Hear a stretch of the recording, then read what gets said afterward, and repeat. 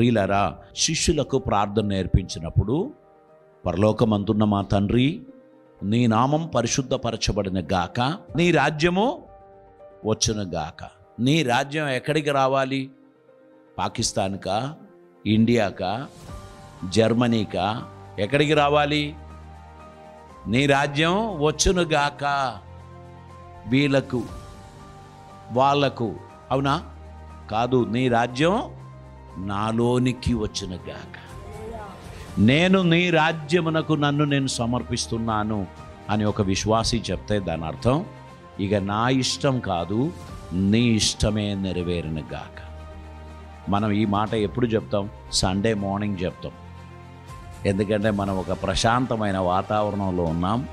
దేవా, నీ రాజ్యం వచ్చునుగాక. మండే నుండి నా రాజ్యం ఉండునుగాక. అంతే కదా? ఇది నా ఇష్టం, నా ఇష్టం అనరా? కొంతమంది పిల్లలు తల్లులతో చెప్తారు, తండ్రులతో చెప్తారు, నా ఇష్టం.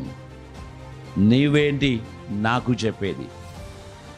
నేను అంతా తెలివి లేని దాని కాను, నాకు అన్నీ తెలుసు, నాకేం చెప్పకు, నాకు తెలుసు. ఆ ఆలోచనలన్నీ తీసేసి, తండ్రి నీ రాజ్యం వచ్చునుగాక. I surrender my life. నేను నీ కొరకు నన్ను సరెండర్ చేస్తున్నాను. ఇక నా రాజ్యం కాదు, నీ రాజ్యంలో నేను ఉంటాను ప్రభువా. నీ చిత్తం నెరవేర్చుటకు నన్ను నేను సమర్పిస్తున్నాను ప్రభువా. నీ కార్యం నా జీవితం ద్వారా నెరవేరాలని నేను ఆశిస్తున్నాను ప్రభువా. నీవు ఉండే చాలు యేసయ్యా. ఆయన నాతో ఉంటే చాలు, నేను అన్నిటికీ రెడీ. ఏది సాక్రిఫైస్ చేయమన్నా నేను విల్లింగ్, నేను వదిలిపెడతాను. నా చైర్ నేను వదలను, నా పొజిషన్ నేను వదలను. ఎవరు మీరు నన్ను నా పొజిషన్ నుంచి పక్కకు పెట్టడానికి? కదా, మనకందరికీ ఒక్కొక్క రకమైనటువంటి వాదాలు ఉన్నాయి, కొంత తాత్పర్యాలు ఉన్నాయి. గుర్తుపెట్టుకోండి, nothing is important than God's kingdom. Kingdom principles మనం ఎప్పుడైతే నేర్చుకుంటామో, I'm not so important, God's kingdom should come. ఆయన రాజ్యం వచ్చునుగాక, ఆయన చిత్తం నెరవేరునుగాక. దేవా, నీ రాజ్యంలో నన్ను కూడా జ్ఞాపకం చేసుకోండి అని ఆ బందిపోటు దొంగ ప్రభువుకు ప్రార్థించినప్పుడు ప్రభు అతనితో చెప్పాడు, నేడు నీవు నాతో కూడా పరదేశులో ఉందువు. అంటే మన దేవునికి రిజర్వేషన్స్ లేదండి.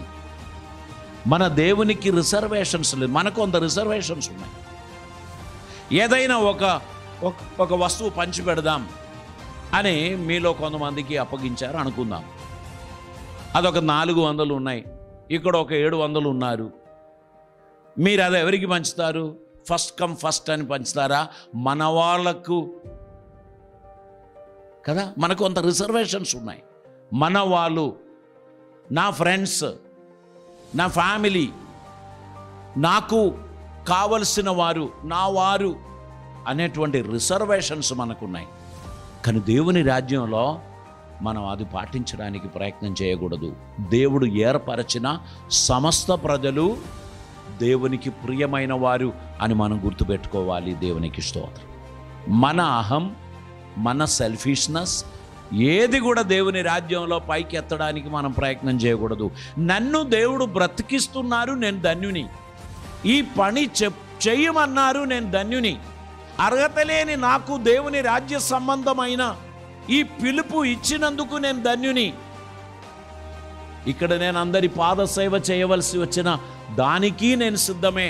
I don't want any credibility, I don't want any recognition, I don't want any speciality. I am ready to serve the lord and the people. ప్రజలకు సేవ అందించడానికి కొన్ని స్థలాల్లో వెళ్తే, ఇప్పుడు అయ్యగారు వచ్చారు, మనం శాలువా కప్పుతాం. నాకు భయమే. నేను చాలా మట్టికి శాలువాలు, పూలదండాలు, బొక్కేలు వద్దని చెప్తూ ఉంటాను. కొన్ని స్థలాల్లో మనకు అపరిచితమైన స్థలంలో ఫస్ట్ టైం వెళ్తే వాళ్ళు ఏదో చేయడానికి వస్తే వాళ్ళని మనం వింతగా చేయడం ఇష్టం లేక సర్లే అని చెప్పి కూర్చుంటా. కానీ otherwise I don't like it, because we are the servants.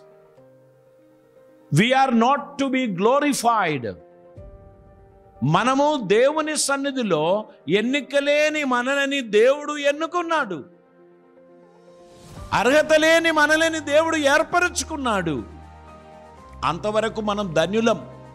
ఆయన పనులో ఒక భాగంగా ఉండిపోవడానికి దేవుడు మనకిచ్చిన ప్రతి ఆపర్చునిటీని తలలు వంచి వినయముతో చేపట్టడానికే మనం పిలువబడ్డాం. దేవునికి స్తోత్రం. ఎందుకు తెలుసా?